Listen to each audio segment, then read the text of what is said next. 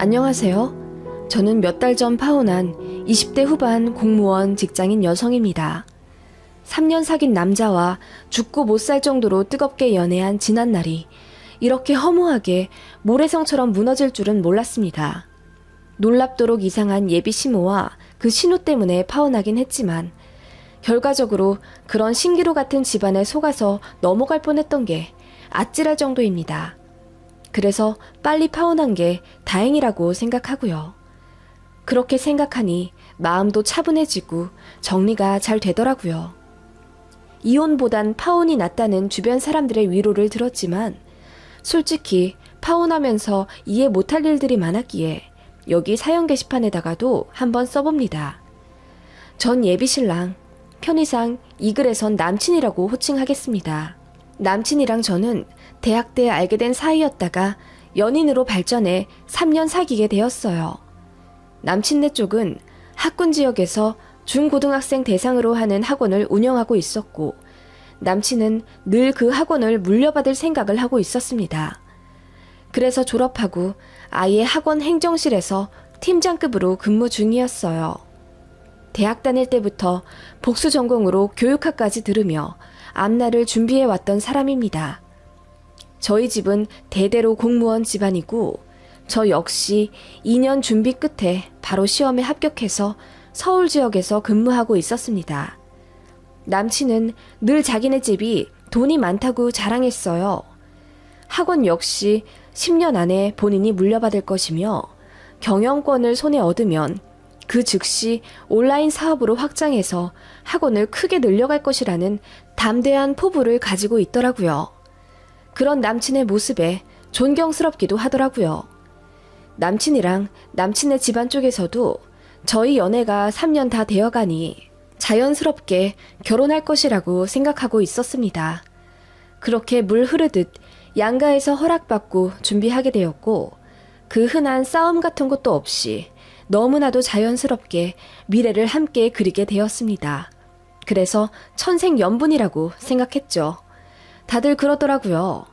결혼은 억지로 하려 해도 안 맞는 사람이랑은 진도가 안 나가고 인연이랑은 눈 살짝 감았다 뜨면 식장 버진로드를 걷고 있을 거라는 주변 사람들의 말에 저희는 정말 서로가 하늘이 맺어준 인연이라고 생각했어요. 저 역시 저에게 너무나도 잘해주는 남친을 결혼 상대로 늘 생각했었고 그런 남친 부모님에게도 잘하고 싶은 마음이 들었습니다. 결혼 전 서로의 집에 가서 인사할 때도 저는 직접 만든 앙금 케이크와 한우 그리고 어머님 좋아하실 노을한 후리지아까지 한아름 사서 방문했어요. 예비시모가 정말 좋아하시더라고요. 어쩜 이렇게 얘는 내가 좋아할 집만 골라서 하니 너무 예쁘다. 고마워. 좋아해 주셔서 제가 더 감사합니다, 어머님. 어머님이래. 나 정말 시어머니 되나 봐. 얼른 앉아서 식사하자. 그렇게 화기애애한 분위기로 예비 시댁 쪽을 배웠고 저희 집 역시 남친을 매우 마음에 들어 하셨어요. 저는 쭉 그렇게 결혼 준비가 잘 되어갈 줄 알았습니다. 삐그덕거리기 시작한 건 예비 신호가 끼기 시작하면서부터였습니다. 남친에게는 여동생이 있었습니다. SNS에서도 꽤 유명한 인플루언서라고 하더군요. 본인을 팔로우하는 사람들을 모아서 공동구매를 하고 업체로부터 그 차익을 받는 구조로 수익을 얻는다고 하던데 많이 벌 때는 월 1,000만 원까지도 벌고 그런다더군요. 저는 SNS를 안 해서 몰랐는데 남친 말로는 본인보다 더 잘 벌 거라며 미리미리 잘 보이자고 농담조로 말하더군요. 남친은 여동생 사진을 보여주면서 우리 집안의 가보라고 너무나도 자랑스러워 하더라고요. 사진을 보니 정말 예뻤고 팔로워 수를 보니 10만 명이 넘더라고요. 아무튼 그런 예비 신호와 식사 자리를 갖게 되었습니다. 남친하고 셋이서요. 처음 인사했던 그 황당했던 순간이 지금도 생각납니다. 안녕하세요. 처음 뵙겠습니다. 반가워요. 안녕하세요. 저를 처음 뵙는다고요? 저 몰라요? 껌을 딱딱 씹으며 건조하게 톡 쏘는 예비 신호 때문에 너무 놀랐습니다. 예비 신우는 제가 본인을 알아보지 못한 것에 기분이 이미 상해 있더라고요. 오빠한테 들었는데 나 모른다고 했다면서요? 그럴 리가 없을 텐데. 자존심 때문에 일부러 나 모르는 척한 건 아니고요? 내 팔로워 수가 10만 명이 넘는데 나 모를 수가 없거든요. 내가 얼마나 유명한데. 제가 SNS를 잘 안 해서요. 너무 바빠가지고. 그럼 나는 뭐 한가해서 SNS에서 활동하는 줄 아세요? 요즘은 그게 트렌드예요. 새언니 될 분은 좀 잘 꾸미고 세련되길 바랬는데 나 피드에 올리지도 못하겠어. 그렇게 말하며 저를 위아래로 훑어보는 예비신우의 싸가지 바가지 모습에 저는 당황하기 앞서 바로 기분이 상하고 말았습니다. 제가 얼굴이 벌개진 채 무슨 말을 해야 할지 몰라 버벅거리는데 남친은 별 대수롭지 않은 일 마냥 말투가 그게 뭐야. 자, 빨리 시키자. 자기는 파스타 시킬 거지? 하며 다른 대화로 넘어가더군요. 예비신우는 그렇게 저와 마주하는 줄곧 팔짱을 끼며 저랑 말 섞는 것도 싫다는 듯 대화에 거의 참여하지 않았고 가끔 내뱉는 말들도 모두 저를 무시하는 발언들이었어요. 공무원에서 월 얼마나 버냐는 둥, 여자는 명품으로 자기 이미지를 표현하는데 저는 그 흔한 샤넬백도 없어서 슬프겠다는 둥, 제 심기를 건드리는 불편한 말들만 하더라고요. 새언니는 화장한 거예요? 저처럼 샵 가서 돈 주고 받아야지 사진에 잘 나오죠. 나 다니는 샵에 아이돌도 여럿 다녀요. 언니도 좀 꾸미고 그러세요. 그러다 오빠 바람나면 어쩌려고 그러세요? 네? 아니, 그런 걸로 바람날 인간이면 제가 먼저 버리죠. 제가 열받아서 입 꽉 깨물고 한마디 하자 아무리 그래도 자기가 오빠 여동생인데 앞에서 어떻게 버리냐는 둥 말을 함부로 하냐면서 신우짓을 하려고 시동 걸더라고요. 언니, 미리 말하지만 나 꽤 쿨해요. 그런데 아니다 싶으면 아니라고 말하는 편이에요. 그리고 언니랑 나는 아무래도 평생 친해지지 못할 것 같은 종족들인데 그냥 서로 적당히 거리 두면서 살아요. 그게 낫겠네요. 하면서 콜라를 쭉 빨더라고요. 저는 태어나서 이렇게까지 대놓고 무안 당해본 적이 없습니다. 이게 말로만 듣던 시짜짓인가 싶어서 서럽기까지 하더라고요. 남친은 그런 여동생을 그냥 웃기다는 듯 바라보는 게 제일 문제였습니다. 식사가 어떻게 끝났는지 모르겠습니다. 저는 내내 얼굴이 굳어 있었고 남친이랑 예비신우는 저들끼리 아는 재밌는 이야기를 하며 낄낄거렸고 저는 완벽한 이방인이 된 듯 외로웠어요. 그렇게 자리가 파하자마자 저는 남친에게 불만을 토로했어요. 자기 뭐야? 자기 여동생이 그렇게 무례하게 얘기하는데 어떻게 내 편 한 번 안 들어줘? 걔가 좀 싸가지가 없긴 해. 내가 말했잖아. 필터링 안 하고 말한다고. 그런데 그거 다 악의가 있어서 하는 말이 아니야. 걔 말하는 스타일이 원래 그런 거고 마음은 여리고 착해. 너도 같이 지내다 보면 알 거야. 그리고 어릴 때 배신을 하도 많이 당해서 낯선 사람한테 원체 좀 방어 기질이 있어. 그런 거는 너도 이제 올케 언니가 되니까 이해를 해줘야겠지? 나만 이해해줘? 서로 조심해야지. 내가 올케면 신우가 하는 짓은 다 받아줘야 한다는 거야? 아니, 그런 건 아닌데 자기가 그렇게 기분 나빠할 줄은 몰랐어. 걔 어차피 바빠서 자주 보지도 못하고 나랑도 연락 잘 안 하는 사이니까 앞으로 결혼해도 마주칠 일 거의 없을 거야. 그럴까봐 오늘 식사 자리도 일부러 만든 거고. 일부러 이렇게 자리 만들지 않은 이상은 걔랑은 엮일 일이 없어. 그러니까 기분 풀어. 응? 아니, 앞으로 자주 마주칠지 안 마주칠지 자기가 어떻게 알아. 그리고 난 자기 태도도 너무 기분이 나쁘다고. 그 자리에서 동생한테 한 소리 해줬어야지. 미안해. 나도 그게 익숙해져서 문제가 될 거라고 생각 못했나 봐. 내가 조심할게. 미안해. 사과 받아주라. 응? 그렇게 연신 사과하는 남친이었고 저는 예비신우가 걱정되긴 했지만 남친 말대로 그냥 성격이려니 하고 생각하고 애써 좋게 넘어가려 했습니다. 그렇게 예식장까지 계약을 하게 되었고 연이어 웨딩 촬영, 드레스, 메이크업, 신혼여행 등 결혼 준비하느라 바쁜 나날을 보내고 있었습니다.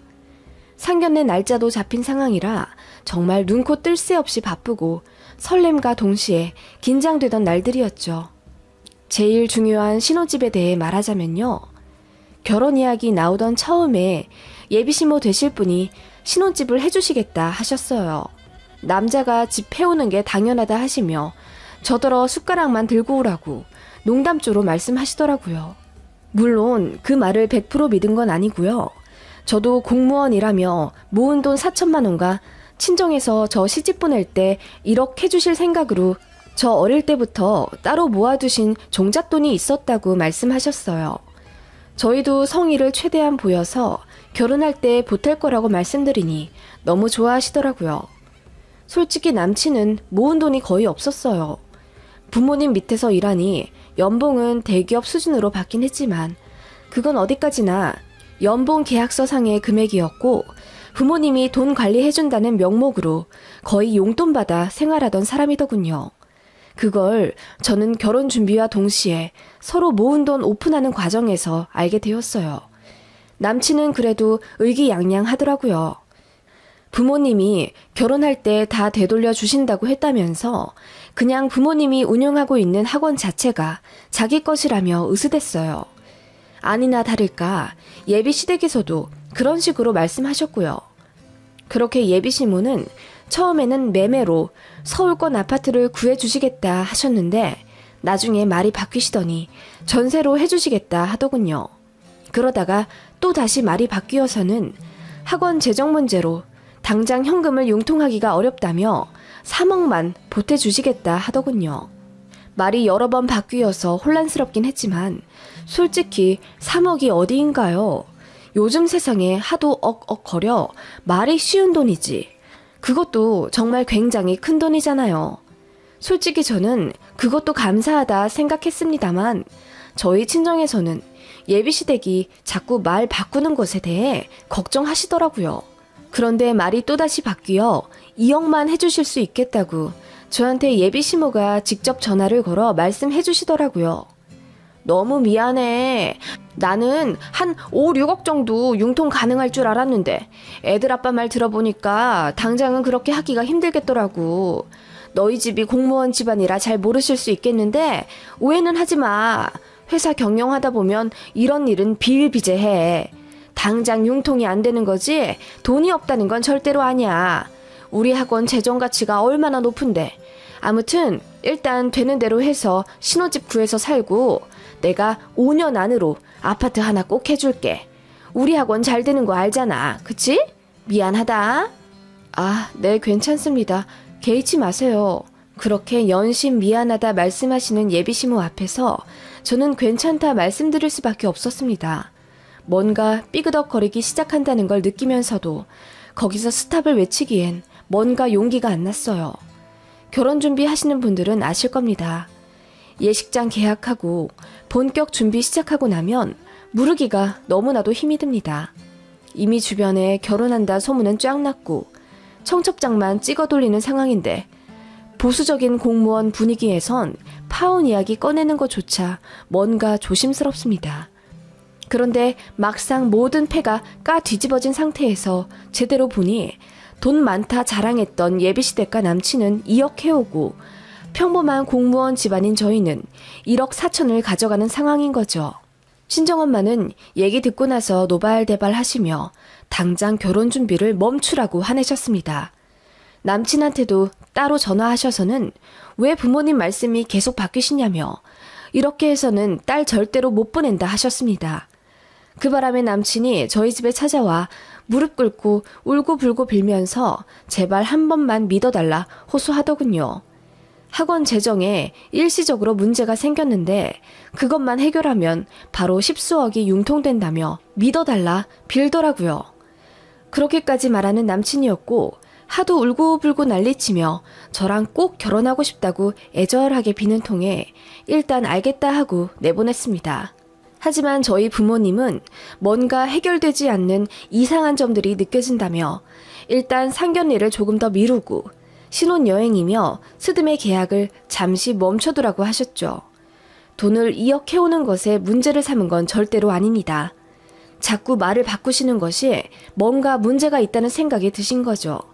왜냐하면 당장이라도 신혼집 매매해 줄 듯이 돈 많다고 자랑했던 집안이니까요. 그래서 파혼이라기보단 잠정적 중단 상황이 되었습니다. 사람들이 결혼 준비 어떻게 되어 가냐고 물으면 그냥 대충 둘러대며 천천히 하게 되었다고 말했고 마음이 참 착잡하더라고요. 예비시댁에서도 상황을 알게 되었는데 별 말씀을 안 하시더라고요. 저희 부모님이 언짢으시다는 사실을 들으셨음에도 그 부분에 대해 더 언급하지 않고 아무렇지 않은 척 저에게 연락하시며 드레스는 어떤 걸로 정했냐, 신혼여행은 3박 4일이냐 4박 5일이냐 등등 결혼 진행 과정에 대해 물으셨습니다. 너무나도 발랄한 목소리의 예비시모 모습이었죠. 그러던 어느 날 저에게 할 말이 있다며 퇴근하고 잠깐 만날 수 있냐 물으시더라고요. 알겠다고 하고 가까운 한정식 식당에 조용한 룸을 잡아 예비시모를 기다렸어요. 그런데 문이 열리고 들어온 사람은 예비 신우였습니다. 제 얼굴을 한번 쓱 보면서 고개를 까닥하고 들어오는 예비 신우. 그 뒤로 예비 시모가 활짝 웃으며 들어오시더라고요. 어머, 어떻게 두 분이 같이 오세요? 응, 엄마가 언니 만난다길래 나도 같이 좀 끼자고 했어요. 왜요? 불편해요? 아니요, 그런 건 아닌데. 응, 우리 딸도 같이 먹는 거 불편하진 않지? 네, 어머님. 그렇게 얘기는 했지만 솔직히 음식이 코로 들어가는지 입으로 들어가는지 모르겠더라고요. 예비시모는 제 눈치를 계속 살피는가 싶더니 뒤이어 말씀하시더라고요. 사실 내가 보자고 한 이유는 너희 신혼집에 대해서 할 말이 좀 생겨가지고. 아, 네. 어떤 말씀을? 다른 게 아니라 네 신우 될 사람인 얘가 지금 경기도에 살고 있잖니. 지금까지는 거기서 살아도 별 문제가 없었는데 이제 얘가 화장품 사업을 하겠다 하더라고. 그런데 미팅하는 업체들이 죄다 강남에 있다 보니 왔다 갔다 하는 게 좀 힘든 게 아닌가 봐. 그래서 서울로 이사를 오겠대. 아, 네, 그렇군요. 그래서 말인데 너희 신혼집도 서울권으로 구하겠다고 했잖아. 따로 살면서 돈은 돈대로 나가느니 내 생각엔 같이 사는 게 좋을 것 같아서. 네? 같이 살라고요? 제가 그 말에 너무나도 놀라 입을 다물지 못했습니다. 예비신우는 옆에서 거들며 이러더군요. 저도 언니가 불편해할 것 같아서 같이 살고 싶진 않았는데요. 거기 우리 엄마 아빠가 2억 넣어준다면서요. 그러면 뭐 저도 숟가락 얹어도 되지 않을까요? 네? 아니 그게 무슨 말씀이세요. 그리고 저희 부모님도 1억 해주신다고 하셨어요. 게다가 저는 4천만 원이나 더 가져가고요. 그래도 모자라서 대출까지 받아야 하는 상황인데요. 제 말에 예비시모가 불편해하는 티를 내며 그건 알지. 얘, 돈은 있다가도 없는 거고 없다가도 있는 거 아니겠니? 당장 우리가 처음 말했던 것보다 돈을 조금 해가는 건 맞지만 앞으로 얼마나 더 줄지 모르는 상황인데 그렇게 말하면 내가 섭하지. 그리고 좌우당간 너희 집보다 돈 더 해가는 건 기정사실이잖니. 2억이나 해준다는데 요즘 누가 2억을 턱턱 내준다니? 아니 어머님, 얘 말 맞다나? 솔직히 우리가 그 정도로 돈 해주는 것도 있는데 방 한 칸 내주는 게 그렇게 어렵니? 그냥 작은 방 하나 주면 돼. 아기 생기기 전까지만 같이 살고. 맞아요 언니. 저 어차피 라이브 방송 자주 해야 돼서 집에 애기 소리 들리면 안 돼요. 그래서 언니 오빠 딱 신혼 때까지만 같이 살게요. 그냥 출퇴근 용도로만 오빠네 집 쓸게요. 제일 작은 방 하나만 줘 주시면 돼요. 그리고 밥은 저 식단하는 게 있으니까 따로 먹으면 돼서 제 밥까진 안 차려주셔도 돼요. 좋죠? 너무나도 당연하게 방 한 칸 내어주길 요구하는 예비시모와 신우 때문에 저는 어이가 없어서 헛웃음이 나왔습니다. 그래서 참다 못해 말했어요. 저희 부모님도 1억 같이 내어주시는데 그럼 제 동생도 잠깐 들어오라고 해도 되나요? 그 말에 예비시모가 얼굴이 벌개지시며 말씀하시더군요. 그게 무슨 말이니? 사돈 처녀도 같이 드리겠다고? 네, 제 동생도 지금 서울에서 대학 다녀요. 자취하고 있는데 뭐하러 돈 따로따로 나가게 쓰고 있나요? 저희 신혼집 들어오라고 해서 다 같이 살죠 뭐. 아니, 그게 말이 되니? 어떻게 우리 아들이 처제랑 같이 살아? 그리고 네 신우까지 살면 세상에 집이 복작복작해서 어떻게 살아? 그게 하숙집이지 뭐니? 그러게요. 그게 하숙집이지 무슨 신혼집인가요? 그런데 어머님이랑 아가씨 말씀에 따르면 2억 해주셨으니까 제가 신우랑 같이 살아도 된다는 논리시잖아요. 그런데 저희 친정에서도 돈 해주시는데 당연히 제 여동생 불러도 되죠. 어떻게 그게 맞는 이야기니? 신우랑 처제랑 어떻게 똑같아? 내가 일부러 편하게 대해줬더니 너 시댁을 이렇게 물로 봐도 되는 거야? 너희 집에선 그렇게 가르쳤니? 드라마에서만 듣던 그 대사를 제가 듣게 될 줄은 몰랐습니다.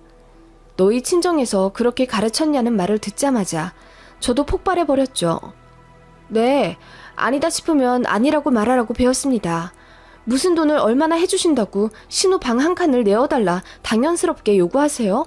말이 좋아 방 한 칸이지 저더러 신우 뒷바라지하며 살라는 말이잖아요. 빨래 해주고 밥 해주면서 무슨 식모도 아니고요. 시댁 우습게 안다는 말 들으니 더 확신이 드네요. 제가 이를 악물고 한마디 하자 예비 신우랑 시모가 얼굴이 울그락불그락하며 저에게 손가락질을 하더라고요. 엄마, 이 언니 완전 미쳤어. 그러게, 너 정신이 나갔니?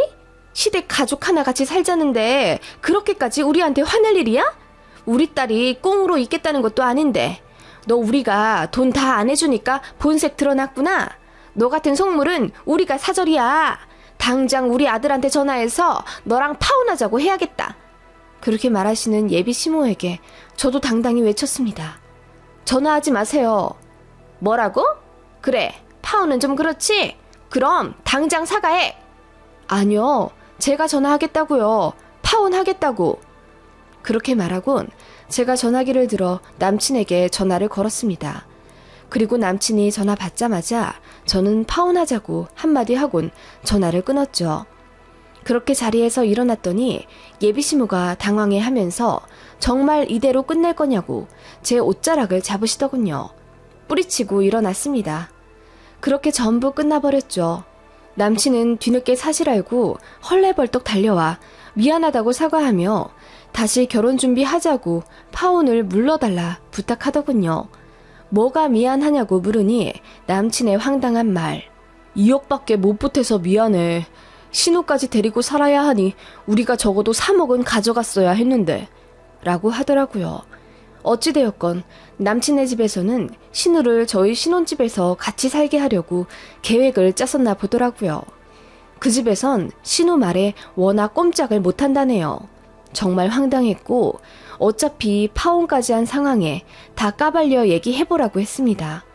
왜 자꾸 예비시모의 말이 바뀌었는지 그것부터 설명해보라고 하니 얼머무리던 남친이 마침내 입을 열더군요. 본인네 학원도 예전 같지가 않대요. 주변에 더 큰 프랜차이즈 학원 상가들이 우후죽순으로 생겨나면서 5, 6년 전부턴 수강생도 줄고 경영난이 시작되었다네요. 그래도 학원 자체의 가치는 높아서 5년 안에 학원을 팔 생각이었는데 권리금으로 10억을 예상하고 있었다네요. 예비시모가 말한 그 5년 내로 아파트 사주겠다고 한 것도 바로 그런 이유였나 봐요. 학원을 넘기면 목돈이 생기니까 그 돈으로 집을 해주겠다 하셨던 모양이에요.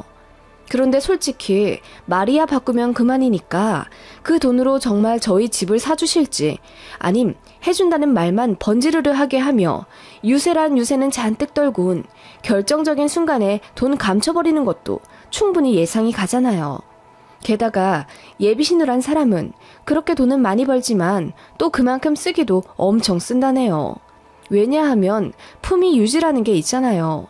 팔로워하는 그 수많은 사람들이 예비신우에게 기대하는 이미지에 충족하려면 끊임없이 명품을 사고 외모를 치장해야겠죠. 그래서 속빈 강정이라네요. 모아둔 돈도 없는 그런 집안이었던 거예요. 게다가 제가 따로 알아본 바로는 학원을 넘겨도 10억은 언감생신이라네요. 몇 달 전에 학원 내에 불미스러운 일이 생겨서 경찰이 왔다 갔다 한 이후로 브랜드 가치도 확 떨어져 그나마 있던 수강생들도 다 나가는 추세라며 부동산 사장님 말로는 남친네 학원 이미지가 완전히 날아가서 학원 권리금으로 2억이나 받을지 모르겠다더군요. 모든 사실을 알고 나니 소름이 끼쳤습니다. 눈 가리고 아웅도 유분수지. 일단 결혼부터 하고 나면 그만인 건지. 손바닥으로 하늘을 가리면 당장은 행복할지 몰라도 상대와 상대 집안까지 그렇게 속인 채 그것도 모자라 시자지까지 하려고 했던 그 집안 사람들이 너무나도 황당합니다.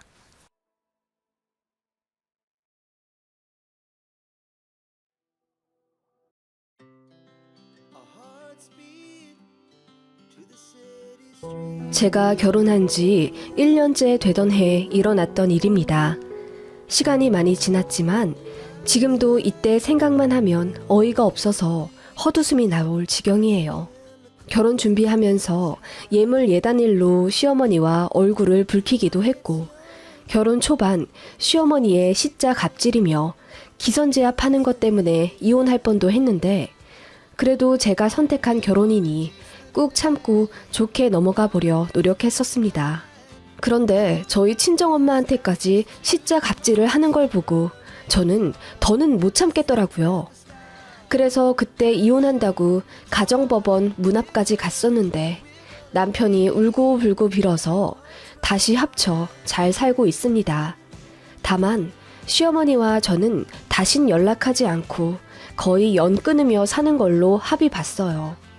남편도 기꺼이 알겠다고 했고, 그때 그 일 이후로 저는 시어머니와 따로 통화나 문자도 한 적 없고, 명절에 시아버님이랑 잠깐 식사 정도 하며 거리 유지하고 있습니다.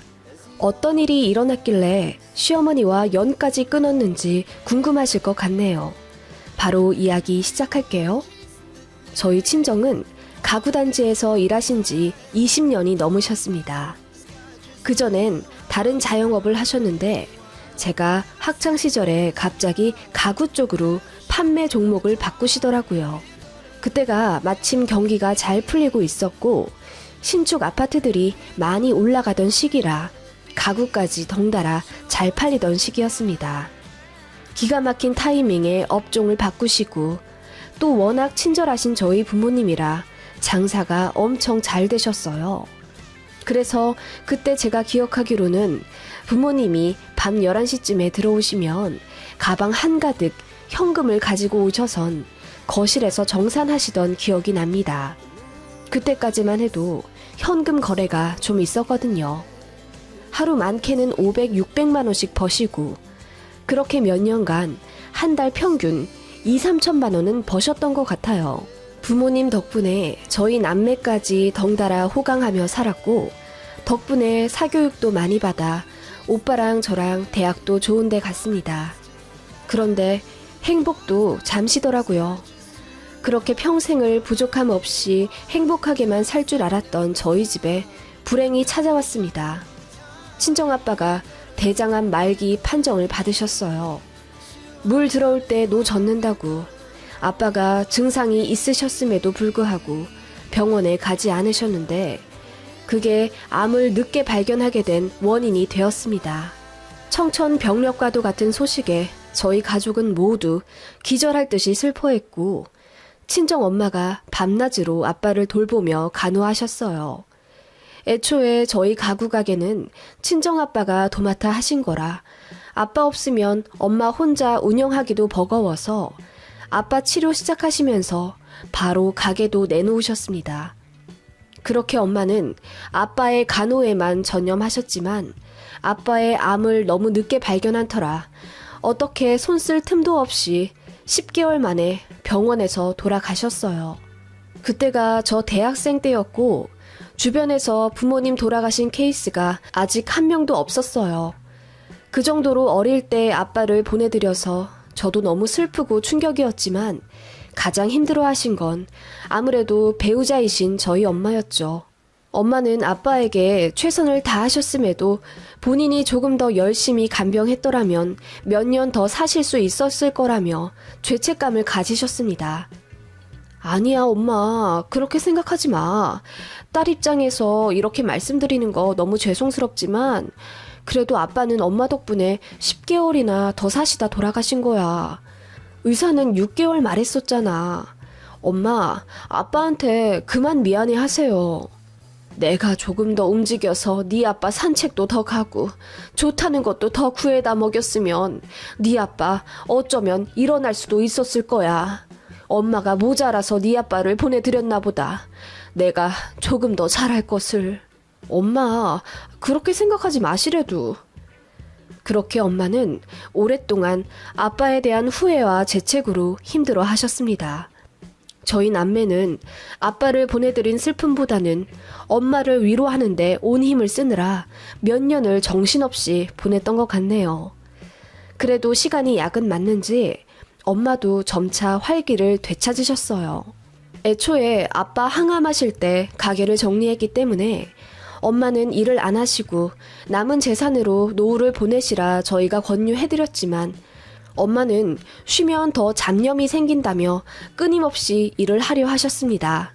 마트 캐셔, 지하철 역사 단기 청소 알바 등 엄마가 하실 수 있는 일은 되도록 다 도전하며 하려고 하셨고 요양원이나 고아원 같은 곳에 봉사도 주기적으로 다니시더라고요. 저희는 그런 엄마를 응원할 수밖에 없었습니다. 그렇게 저희 가족은 각자 살 길을 열심히 찾아 최선을 다하는 삶을 살았고 저희 오빠는 외국 중견기업에 스카웃되어 해외로 나갔고요. 저는 대기업 패션 계열에 입사하게 되었습니다. 그렇게 20대와 30대 초반을 보내다 지금의 남편을 만나게 되었고 평생을 함께하고 싶은 사람이라 결혼까지 하게 된 거예요.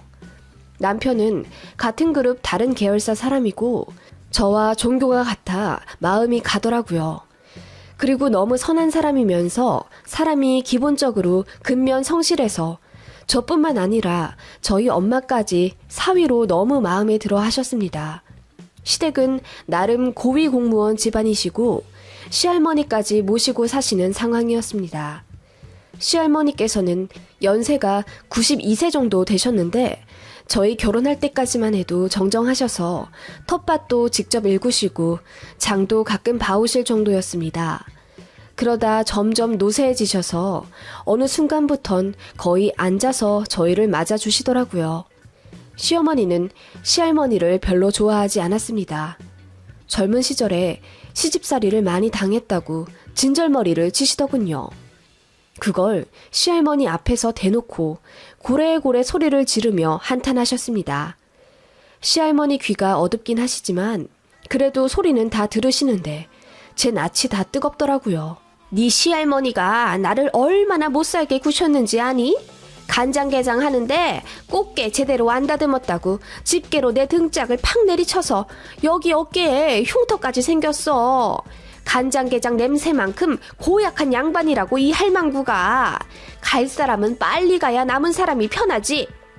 이러시면서 시할머니를 확 째려보시더라고요. 시할머니는 뭐라 말씀을 하시지만 워낙 목소리도 작아지시고 발음이 안 좋으셔서 상대방이 잘 못 알아들어요. 웅얼웅얼 거리는 걸로 들리기만 할 뿐이죠. 시어머니는 들은 채도 안 하셨고요. 저는 시어머니가 얼마나 시집살이를 당하셨는지 그 원통함까지는 잘 모르지만 어쨌든 제 눈앞에는 노쇠해 힘이 하나 없는 시할머니의 모습이니 솔직히 마음이 아프더라고요. 시어머니가 원래 좀 말을 거침없이 하시고 약간 상대 기분 생각 안 하고 행동하시는 타입이긴 하지만 시할머니 앞에서 더 그러시는 듯 했습니다. 물론 아버님 앞에서는 절대 안 그러셨죠. 아버님이 시할머니 모시는 조건으로 시어머니께 달마다 150만원씩 용돈을 주시거든요. 원래 시할머니를 요양원에 모시자고 아버님이 그러셨는데 어머님이 반대하셨대요. 달마다 남 주는 돈 아깝다면서요. 그래서 그 돈을 어머님이 받으시고 시할머니를 댁에서 모시게 되신 거래요. 그런데 시어머님은 원래 누굴 모시고 간병하고 그럴 성격이 아니시랍니다. 남편 말에 따르면 자식들도 제대로 안 돌보며 밖으로 도셨다고. 남편과 시동생은 어린 시절에 저녁을 제대로 못 먹었답니다. 아버님이 저녁 시간 맞춰 들어오시는 거 아니면 못 얻어먹었대요. 어머님은 아버님 계실 때만 눈치껏 저녁을 차리셨고 야근이나 당직하실 때는 애들에게 저녁도 안 차려주셨대요. 그냥 과자 같은 거 던져주면서 대충 때우라 하시고 아빠 들어오면 저녁 먹었다고 거짓말 시키셨답니다. 남편은 일찌감치 그런 어머니께 학을 떼었고 알아서 살 길 찾으며 시동생 챙기고 살았다고 해요. 시동생도 엄마보다는 형인 제 남편을 부모처럼 따르며 살았고 남편이 본인 공부도 알아서 하고 시동생 숙제도 봐주며 밥도 해다 먹였다네요. 그런 가정 환경이라 남편은 본인 어머니를 별로 존경하지 않습니다. 남들은 결혼하면 뒤늦게 효자된다고 하던데 저희 남편은 본인 엄마에게 애틋함이 없으니 애초부터 늘 제 편이었죠. 시어머니는 그런 장남에게 늘 불만을 갖고 계셨고요. 결혼 초부터 틈만 나면 저에게 전화 걸어서 시댁에 와서 시할머니 수발 좀 들으라 하셨습니다. 제가 전업이면 모르겠는데 아니 전업이어도 그건 좀 그렇잖아요. 결혼하고 나서도 다 자기 생활이 있는데요. 저는 주말도 없이 일하는 바쁜 계열사 직원이었는데 시어머니가 하도 난리를 치시며 본인 너무 아픈데 시할머니까지 모시려니 죽겠다 하소연하시는 통에 몇 번 반차 쓰고 시댁에 간 적이 있습니다. 참고로 시아버지는 지자체 명예 공로하시는 일이 있으셔서 바쁘세요. 그래서 시댁엔 거의 시어머니 혼자 계십니다. 아무튼 그런 시어머니의 호출을 받고 부랴부랴 시댁에 가면 시어머니는 아프다는 사람이 풀 메이크업 해선 외출 준비를 하고 계십니다. 개모임은 나가야 하는데 시할머니 저녁 차려드릴 사람이 없으니 뻥쳐서 저를 부르신 거죠. 너무 어이가 없어서 시어머니께 한 소리 할라치면 며느리는 원래 그런 거라며 제 의견을 묵살해버리고 그렇게 홀랑 밖으로 나가십니다. 진짜 너무 황당해서 저도 당장 나가고 싶었지만 시할머니가 무슨 죄입니까? 그냥 시어머니 돌아오실 때까지 4-5시간 정도 시할머니 수발 들며 모셨죠. 그 일이 몇 번 반복되면서 남편도 화가 머리끝까지 났고 저 대신 화내며 다신 시댁으로부터 저 호출 못하게 중간에서 막았어요. 시아버님도 그 일 알게 되시고 시어머니께 엄청 화를 내셨대요. 시어머니는 가슴을 치며 시아버님과 다투셨는데 은근히 제 탓으로 돌리려 하셨어요. 며느리들이고 나도 숨통 좀 트일 줄 알았는데 이게 뭐야? 며느리도 바쁜데 왜 시할머니를 모시라는 거야? 그러면 어머님을 요양원에 모셔. 그건 싫어. 한 달에 한두 푼 드는 것도 아니고. 그리고 당신은 내가 그나마 어머님 모시니까 150만 원이라도 다 다리 주는 거 아니야. 생활비도 쥐꼬리만큼 주는 양반이. 그렇게 시어머님은 대놓고 돈 얘기를 꺼내며 시할머니를 요양원에 절대로 못 보내게 결사반대하셨어요. 남편 역시 할머니 불쌍하다며 요양원에 모시자고 아버님을 설득한 게 한두 번이 아니었지만 아버님은 눈앞에서 당신 어머니가 며느리에게 구박받는 걸 보신 적이 없고 어머님도 아버님 앞에서 여우처럼 시할머니 잘 모시는 척해서 잘 믿지 못하시더라고요. 아니, 안 믿으려고 하신 것 같기도 하고요. 어찌되었건 집에서 모시는 게 아버님도 좋긴 했으니까요. 저희 결혼하고 나서 며느리인 저에게 호시탐탐 역할을 분담하려 하셨지만 저도 바쁘니 그럴 수가 없었습니다. 어머님은 그런 식으로 저를 부려먹지 못하니 폭언을 하시며 제게 스트레스를 주시더군요. 제가 남편보다 3살 연상입니다. 그래서 늘 나이 얘기하시며 시비를 거셨고 늙어서 결혼해선 애나 들어서겠냐며 비아냥 대셨습니다. 어쩔 때는 저를 빤히 보시면서 부부가 아니라 엄마랑 아들 같다고 말씀하실 때도 있었고요. 제가 남편보다 조금 더 연봉이 많으니까 그걸로도 꼬투리를 잡으며 나이 많고 못생겼으면 돈이라도 더 버는 게 맞는 거라며 애 낳아도 절대로 출산 휴가나 육아휴직 내지 말고 꿋꿋이 다니래요. 그 말에 모욕감까지 들었습니다. 저도 인간이기에 너무 기분이 상해서 그렇게 말씀하지 마시라고 한 소리 했죠. 그랬더니 시어머니 하는 말. 너희 친정엄마도 아마 생각하고 계시지 않을까? 네가 돈 잘 벌고 또 너희 집이 잘 사니까 결혼 허락해준 거 솔직히 그거는 스스로 알아야지. 그러니까 손주 생겨도 친정엄마가 다 알아서 키워주실 거다. 너 이래야 하니까. 어머님, 어떻게 그렇게 말씀하세요? 내가 뭐 틀린 말 했니? 솔직히 너무 기우는 결혼이잖아. 우리 아들은 더 어리고 잘생겼는데 결혼식장에서 보니 다들 쑥덕쑥덕 거리더라. 꼬마 신랑이 팔려가는 거 아니냐고.